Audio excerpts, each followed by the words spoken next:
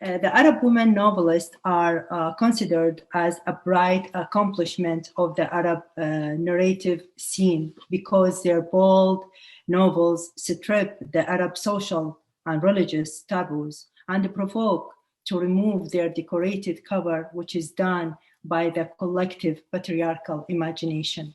Under this umbrella, there are many women novelists that are from different generations and Arab cultures, along with the Arab world. These names are spiritually related to Shahrazad, the first narrative, and her ability to domesticate Shahriyar, who presented the brutality of the patriarchy and its bloody repressive power. Perhaps the most important of these novelists is Nawal Saadawi, who is considered the legitimate daughter of Shahrazad through her struggle of defend women's rights against the patriarchal cultural practices that permits and bless discrimination against women and treat them as the body of lust and seduction only. Al-Saadawi's novels stood bravely in the face of all forms of the patriarchy, religious, political, and social system. Nawal Saadawi confirmed this in her latest interview, quote, Al-Azhar has been against me since my book, Mudhakkarat Tabiba, was published. It considered me as an infidel several times and demanded to sue me to court and revoke my citizenship. This demand led me to flee into exile, end of quote. She added, quote, you ask me why my books were banned? Because I spoke the truth, because they wanted to kill me like they killed Socrates before me, because they kill any voice raised against the racist, patriarchal, political system that conceals behind all of the religions, end of quote. Two examples of her brave novels are Suqut al-Imam, the fall of the Imam, in which she exposed the practices of the political system that disguises religion. The other novel, Women on Zero Point, Imra'a and Nuqtat al-Safar, which discussed through Firdaus, the protagonist, multiple forms of gender discrimination, explored through plots the physical and psychological abuse that reflected Firdaus's suffering. The narration led Firdaus to her tragic ending as a pitiful character with her illness and loneliness. There are many women novelists who stand under the umbrella of challenging taboos, gendercide, discrimination, feminicide, sexism, etc. For example, the Egyptian novelist Miral al-Tahawi discussed in her novel, The Tent, Al-Khiba, published in 1995, the feminicide and the patriarchal system. The protagonist exposes a cousin's marriage and as a forced marriage and its sequences that led the protagonist to her tragic end in her isolation after a long term of the psychological and physical abuse. Also, the narration perfectly reflects the feature of submissive females who presented the conservative gatekeepers of the patriarchal paradigms. The Kuwaiti novelist Layla Al-Uthman, in her novel Al-Muhakama, The Trial, published in 2004, exposes the radical religious group, which is presented by the Muslim Brotherhood organization. She reveals its sexist, misogynist practices and the social role in degrading the status of women in general and the female writer in particular. Fawzia Salim al-Shuwaish, in her novel The Ladders of the Day, Salalim al-Nahar, published in 2012, sheds light on the discrimination against al-Bidun in Gulf society and monitored its psychological impact through the complicated plots. The Emirati novelist Maysoon Saqr al-Qasimi stand in her novel Rayhana, published in 2003, to shed light on slavery in Gulf society through her heroine Rayhana, who came to an end of the novel psychologically shattered. However, two bold Arab women novelists take the hardest path when they decided to briefly expose not only the regular topic of the patriarchal paradigm and social taboos, but furthermore, they explicitly expose the sectarianism, act against the specific religious sect, and the racism against the Black Arabs. The Sudani, I'm not sure if this one, I think, yeah. The Sudani novelist, the Saudi novelist, Zainab Hefni, in her novel Wisada Lihubbik, Pillow for Your Love, published in 2011, which exposes the sectarianism against the Shiite Arab, and the Sudani novelist Buthaina Khader Makki, in her novel Hujul Min Shok, The Ankle Bracelet of Thorn, published in 2004, reflects the racist action against the Black Arabs. Zainab Hefni's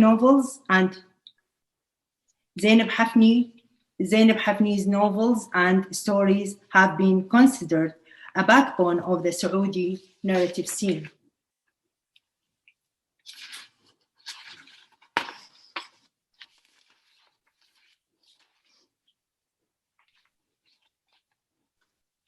Zainab exposes through her difficult journey with her career as a novelist social taboos such as the patriarchal paradigm, homosexual relations, marginalized social class, sect, women's rights, etc.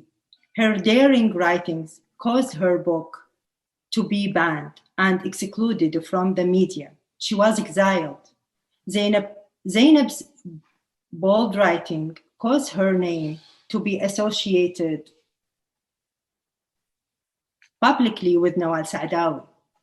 She proudly responded about being a Nawal Saadawi of Saudi Arabia in her television interview by saying, a quote, "I'm proud to be carrying this title. I wish I had it. I admire the model of Nawal Saadawi as she is a pioneer of the Arab feminist movement and as she demanded the financial independence of women to demand their rights from men," end quote. In her novel, Wisada Lihubbik, Pillow for Your Love, the Shiite protagonist, Ja'far, reflect the details of the sectarian practices against the Shiite sect through different narrative contexts. The novel explores through the plots, characters, time, and the place setting the impact of these degrading practice that judge people not on their humanity, but on their religious sectarian identity. For example, the following narrative excerpts include a dialogue between Fatima, the Sunni heroine, and Ja'far, who are in love.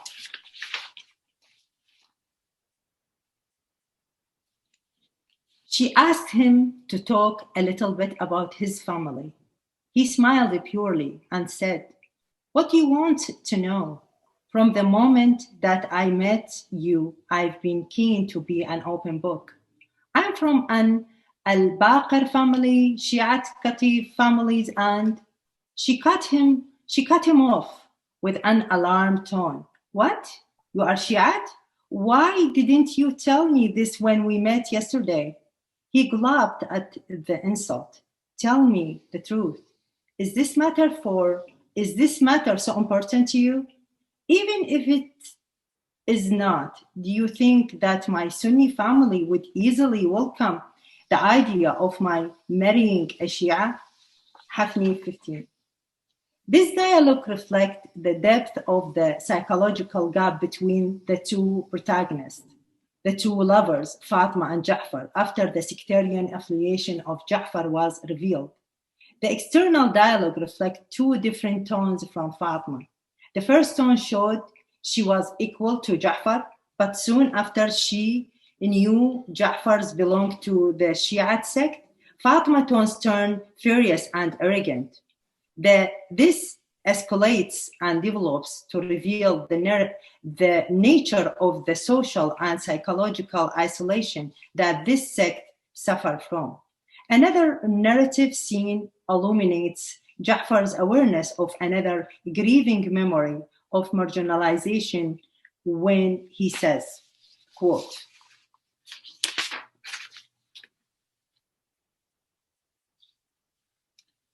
I was fascinated by the femininity flowing through her voice as she talked with me over the phone. In the early days, her speech was mostly focused on America and the period of her life when she studied there and her dream of living in the bustling city of New York, her nostalgia for the freedom that she breathed as she walked in the New York streets, her continued disappointment since she returned to Saudi Arabia, and her inability to exercise and to work as a lawyer after her graduation from law school were clear. Her tone mixed with rebellion, anger towards her empty life. She was familiar with considerable political circumstances. I don't know how the conversation detoured to the history of Shiites, Sunnis, and to the First Gulf War, and to the involvement of Iran in Iraq's internal affairs, and to Saudi Shiite. I don't know how to show the enthusiasm that I have and my sympathy for Shiite and with their right to ascend to high position in the government, similar to the Sunnis. There was silence between us, breached by her voice, her tone tense, saying, your defense of Shiites is strange. Regardless of being my family, I am talking here as a human being. She was stunned by my response and said, why didn't you tell me that you are Shi'i? Both Shi'i and Sunnis believe that there is no God except Allah and that Muhammad is the messenger of Allah. This is invalid what you claim. There are many fundamental differences between us. I cannot lie about history. Sorry, I do not want to talk with Rafidi. She hung up the phone with this sharp tone and without saying bye. I couldn't believe my ear. How can a young woman who studied abroad and has wide cultural experiences be so mentally reactionary?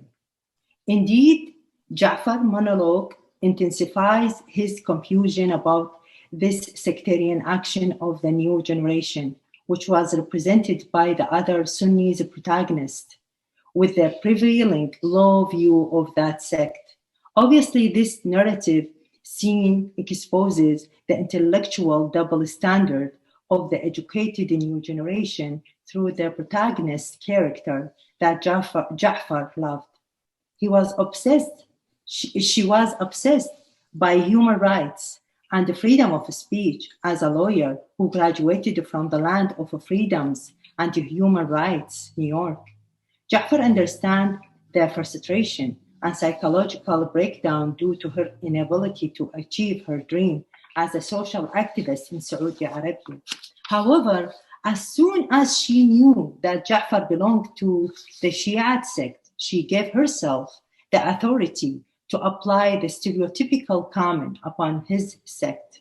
She directly addressed her superiority as a Sunni by hanging up the phone without hesitation, saying with an angry voice, quote, "Sorry, I don't want to talk with Rafidi," end of quote. Indeed, Ja'far's question, quote, "How can a young woman who studied abroad and has wide cultural experiences be so mentally reactionary?" End of quote, perpetuated the prejudice of the new generation represented by this protagonist who prevailed antipathy towards that sect. The other bold writers is the novelist Buthaina Khader Makki. Her fictional writings discuss the social taboos, which refers to her difficult journey that lasted more than 30 years and formed a remarkable accomplishment in the Sudanese narrative scene. In her novel Hujul min al-Shawq, the narration reflects through the two Black protagonists, Nasra and Mahjoub, their difficult journey to work outside of Sudan, which details the racist action that dehumanizes them and humiliated their humanity. I would like to just go over one excerpt. So this is from Hujul min al-Shawq. She is not Arab. She suspected that after residence in Saudi Arabia, she remembered that day when her daughter was complaining to her that her classmates at school used the humiliating term abda to describe her. She was stunned initially. At her grandfather's home in Sudan, there is a long, ancient transcript in gold frame that proves her Arab lineage, relating her descent from Abbasid and Qurayshis. She thought that her daughter is Arab and her descent extended from Al-Abbas, the Prophet's uncle. And actually, the whole novel based on Nasra and Mahjoub, who they were treated as, sorry to say, Abid, because they have a black skin color. And that will give the two protagonists like the complicated time, psychological effect when they have like they try to say we are Arab but we are black people. So the conclusion, in sum, the two novelists Zainab Hefni and Buthaina Khader Makki were bravely able to expose the racist action and sectarian towards the religious sect and the Black Arab. Their novels boldly explore the social norm that allows these practices to strip human beings of their humanity and segregate them in a circle of submission and isolation. Both novelists believe in importance of the word in predicting what would be worse if these social epidemic remained permitted and protected by religious and political paradigms, because the continuation of these social epidemic will necessarily create psychological breakdown among new Arab generations that prevents the development of society. And these works actually remind me with Toni Morrison, exactly the same message. Toni Morrison, when she started to write this, The Bluest Eyes, if you read The Bluest Eyes, so it means she just revealed the cover of the Black society to be sure that what's going on. Thank you so much, and sorry for taking too much time. Thank you.